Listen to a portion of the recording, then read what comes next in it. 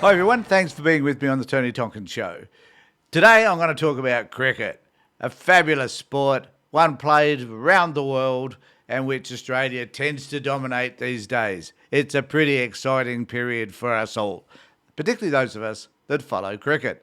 However, there has been a bit of a stir in the UK because at Lord's Australia won the second test.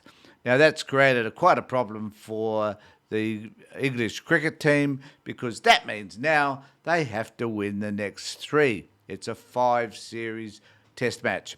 So where does this leave Australia? Well, it leaves us being the pariahs of the cricket world, apparently, because we, according to the British, we dismissed Bairstow in a way which was not cricket. And that, as a result, has created a storm in the UK. We've been known as cheats for what happened in South Africa. Clearly, we will never, ever be able to live that one down. And now we're being told we're cheats again because Bairstow should not have been stumped in the way that he was. Now, when one looks at the video, which I'm playing behind me right now, it is apparent that Bairstow starts to step out of the crease before Carey throws the stumps down. An instinctive reaction by any wicketkeeper and well within the rules. I think the real issue is that Bairstow made a mistake and that people need to accept that he was a silly, silly boy for doing what he did. And that the rest of the English community, though, need to start to understand that there are a set of rules and that we are playing by them, and they wished that we didn't, because that would mean then they would be more likely to win more test matches and not appear to be the range of whinging Poms that they clearly are. So what is the British people saying about this? Well, Piers Morgan, who just looks for anything that's controversial, but is a bit of a cricket fan, I will admit, has taken this issue on, and he vows and declares that it was an inappropriate action taken by Australia. Because Australia, the captain, should have turned around and said, no, we're going to excuse you for that little bit of silliness, Mr. Bairstow. You can come back now and continue to play the game and maybe win it for your country. However, it is worth noting that it is possible that Bairstow may have got out on the very next ball. We will never know that. However, he was dismissed. It went up to the umpires, the adjudicators. They said that, according to the video anyway, and according to the rules of the game, the man was out. But Piers Morgan is distressed because this should never, never have happened. And I'm going to play a video that he recorded on this very issue, and he's introducing some interesting people. And I'll talk to them about them as we go through the interview. So here he is discussing this very issue in the only way that Piers can. Well, joining me is former England cricket legend Sir Geoffrey Boycott, the Conservative peer Lord Marland, who was at Lord's yesterday, and the Australian cricket commentator Melinda Farrell. I'm also joined in the studio by the Associate Editor of the Daily Mirror, Kevin Maguire. OK, well, this is a great lineup to have. So, Geoffrey, I read your brilliant... Now, I do have to make a comment about Geoffrey Boycott. Now, Geoffrey Boycott was the most boring cricketer of our time. If there was an award for the cricketer that least inspired us all, it would have to be Geoffrey Boycott. Yet, he here is taking the true British stance, which, of course, Piers agrees with, and this is what he has to say. ...column in the Telegraph, Daily Telegraph, earlier today, in which you demanded an apology from the Australian team. Tell me why you think that is in order. Well, I didn't demand anything. I said it would be wise to.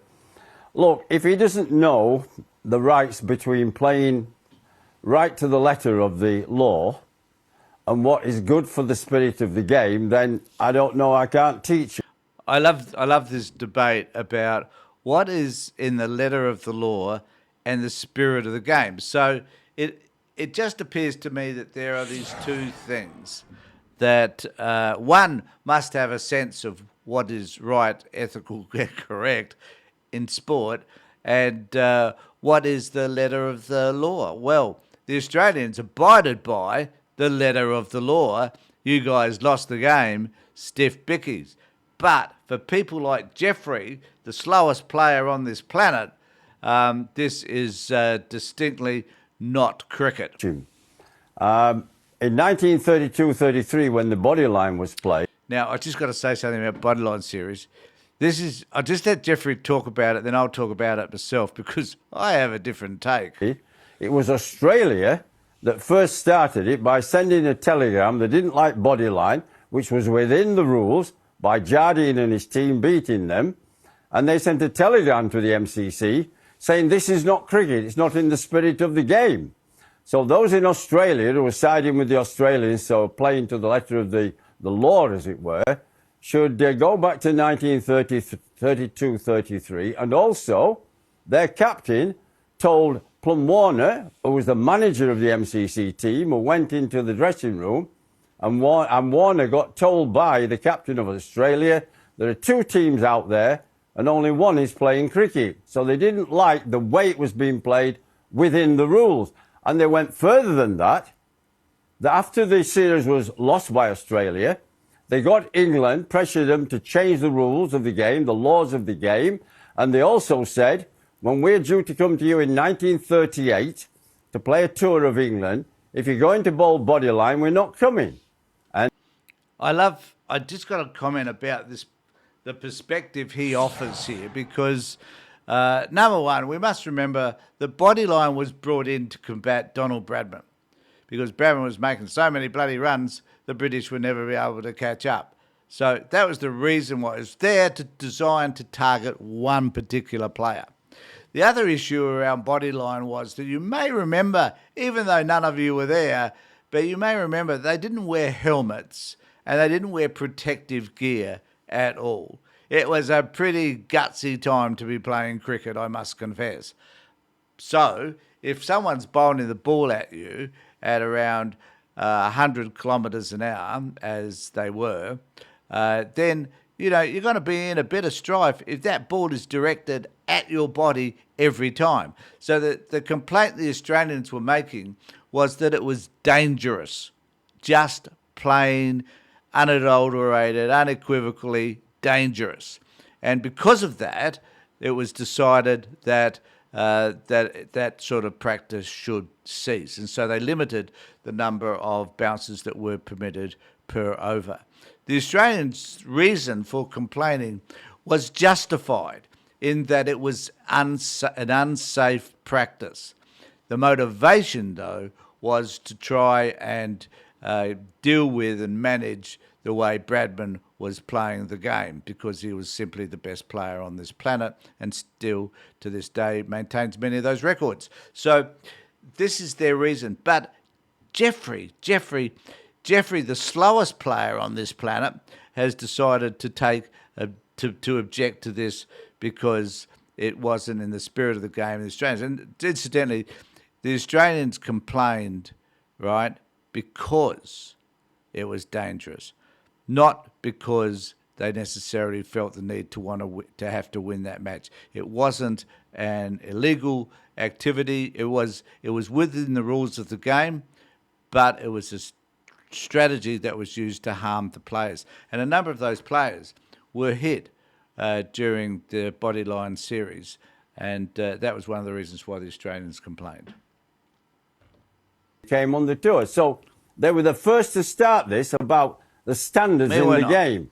And if Pat Cummins and his team don't know what standards are, then I can't teach him. And if you want to win at any cost, that's not good. And Jeffrey... So what about the standards of the British back in 1932-33? Where were your standards, mate? You weren't there. You probably would have done exactly the same as the British team had you been in charge, buddy. So I don't know what in the hell you're complaining about. We're going to be a nation known for gamesmanship, underhand things. Jeffrey, for those who are not massive cricket fans but are aware of this because it's all over the front pages and the TV news, in your estimation, yes, what happened here that was wrong? Well, first of all, Johnny Bairstow was dozy, daft as a brush, for wandering around, because usually you have to wait for the umpire at the bowler's end to call over. That means the ball is dead. You cannot be out then. So he should have waited for the umpire to call over at the end of the over. Or, if he wanted to go down the pitch and tap down the pitch, which happens often, or talk to his mate, the captain, he should have looked behind at Carey and said, and sort of, is it okay? Carey would have nodded, and off he went. That's the way you do it. He didn't do any of those, so he was a bit daft and dozy. Carey did what you do instinctively, emotionally, in the middle of a game.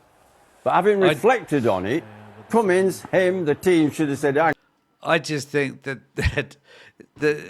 is as daft as the way he played cricket, because he's just justified the very reason why Bairstow was out. But listen to this coming explanation. hang on a minute. And if they couldn't do it then, they can do it now. They can think, hang on, we win the game.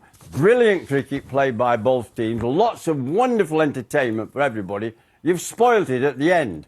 You've tarnished it. You've tarnished your good name. You've tarnished cricket. Put your hand up, say, hey, in the heat of the moment, we got it wrong. We'd like to say we fulsomely apologise. It won't happen again, that sort of thing. Shake hands when you meet Ben Stokes. Move on. Everybody will be much happier, because there's nothing wrong with anybody, me included. We make mistakes with human beings. Put your hand up when you made a mistake and say, hey, I got it. Except, buddy, it's not a mistake. It's not a mistake. Wrong, I'm sorry. Don't Okay. do it again. Melinda Farrell, you've heard that from the great Sir Geoffrey, one of the all-time great England cricketers and Ashes legends, who actually, in his column, also told a fascinating story, which I'll just quickly paraphrase, where he was playing against the Australians and he handled the ball, and the wicketkeeper, Wally Grau, actually said to him, don't do that, son, rather than appeal and get him out, which was an extraordinary act of sportsmanship. That's how it used to be. Melinda, you cannot be happy with what you witnessed there. That's not how Australia would feel. I like that. I like the way Morgan says you can't be happy because he's unhappy. You can't be happy. It's just, I just find it ludicrous and bizarre. So let's just hear what Belinda Feel has to happy say. winning an Ashes game, is it? No, it's not. I think the players feel quite okay about how that's happened. I actually agree with some stuff that you've said, Piers, in there, and with Sir Geoffrey as well. Look, there's so much whataboutery that comes into things like this when it happens. And I think because passions are so inflamed, people often tend to see things through the prism of which team it's happened to, whether it's their team or the opposition, whether they like that team, and also whether they win or lose. I think it's a great shame that this has overshadowed Ben Stokes playing the most magnificent innings I've seen him play since the last magnificent, ridiculous innings that he played. And maybe that wouldn't have happened if it wasn't for this incident, because it fired him up to do something incredible. I think the spirit of cricket, when people start talking about that, it can be very nebulous. It can mean different things to different people. You ask people, and it's very hard to define because it doesn't really define anything much in there apart from... Yeah, but Melinda, I thought about this, and I've heard people say this. I think it's undefinable. If it was definable, it would be written in the laws, right? The spirit of cricket, though, comes when everybody basically feels in their bones that something unfair has happened, I think. And I am going to leave it at there because this is about Piers feeling disgruntled because England lost. Now, I'm interested in what's going to happen tonight because there's going to be another test match and it's going to be on for young and old. My guess is that all teams are going to play fairly and that when Bairstow comes out to bat, there's no way in the world he's going to be leaving that crease until the umpire's called over.